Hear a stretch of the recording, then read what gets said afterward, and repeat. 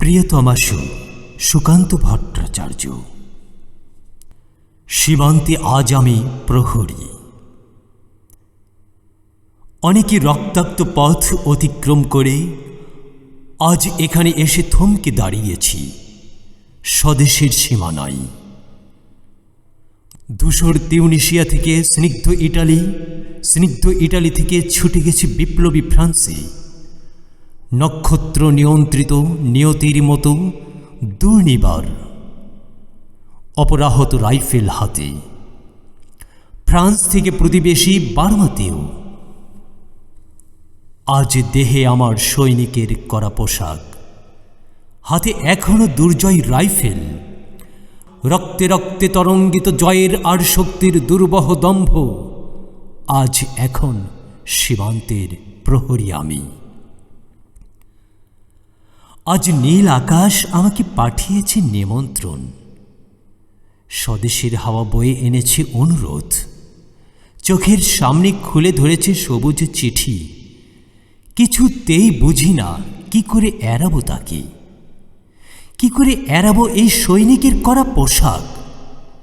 যুদ্ধ শেষ, মাঠে মাঠে প্রসারিত শান্তি, চোখে এসে লাগছে তারই শীতল হাওয়া। প্রতি মুহূর্তে স্রোত হয়ে আসে হাতের রাইফেল। গা থেকে খসে পড়তে চাই এই কড়া পোশাক। রাত্রে চাঁদ ওঠে, আমার চোখে ঘুম নেই। তোমাকে ভেবেছি কতদিন, কত শত্রুর পদক্ষেপ শোনার প্রতীক্ষার অবসরে, কত গোলা ফাটার মুহূর্তে। কতবার অবাধ্য হয়েছে মন যুদ্ধ জয়ের ফাঁকে ফাঁকে, কতবার হৃদয় জ্বলেছে অনুশোচনার অঙ্গারে।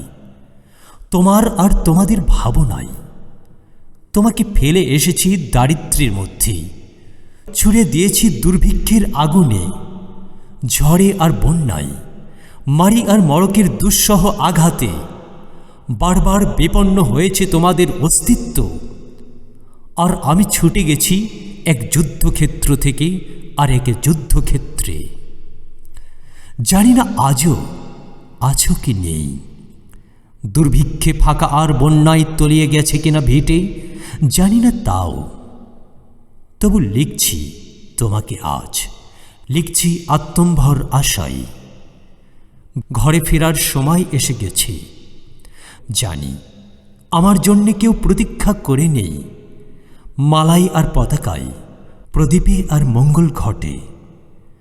জানি সম্বর্ধনা রটবে না লোকমুখে, মিলিত খুশিতে মিলবে না বীরত্বের পুরস্কার। তবু একটি হৃদয় নেচে উঠবে আমার আবির্ভাবে, সে তোমার হৃদয়। যুদ্ধ চাই না আর, যুদ্ধ তো থেমে গেছে। পদার্পণ করতে চাই না মন ইন্দোনেশিয়ায়। আর সামনে নয়, এবার পেছনে ফেরার পালা। পরের জন্যে যুদ্ধ করেছি অনেক,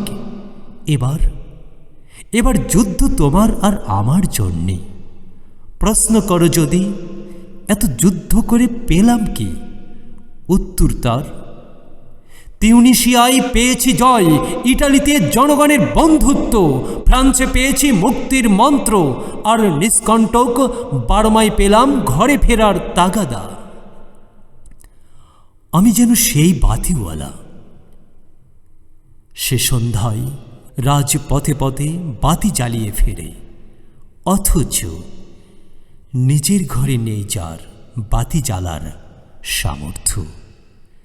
নিজের ঘরেই জমে থাকে দুঃসহ অন্ধকার।